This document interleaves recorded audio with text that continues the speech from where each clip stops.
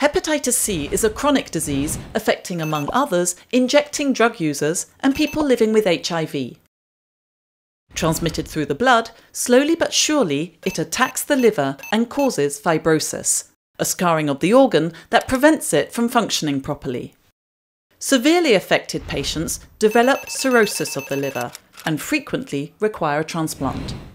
A few years ago, the only available treatment had to be taken for 1 whole year, cost €25,000 and caused numerous side effects, and even then, only half of patients recovered. Now, a far more positive alternative exists, a new class of drugs called direct-acting antivirals.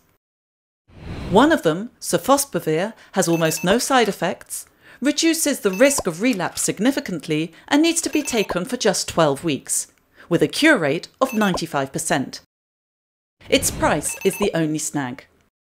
It costs around €100 to manufacture a course of sofosbuvir treatment, yet in the US it costs almost $100,000 to treat one patient. Simply put, the price of a gram of sofosbuvir costs 67 times more than a gram of gold.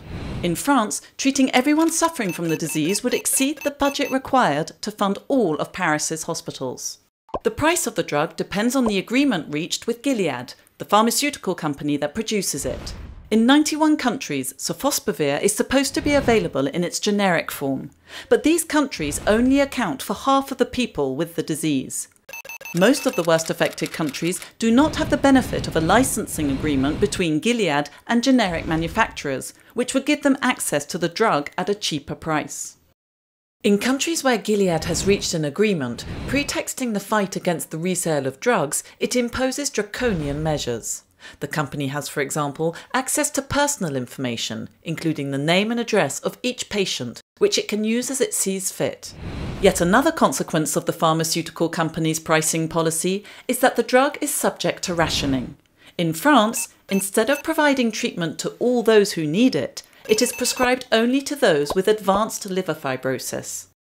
But treating all patients would eradicate the reservoir of the disease, which would mean no more patients, no more virus, and no more contagion.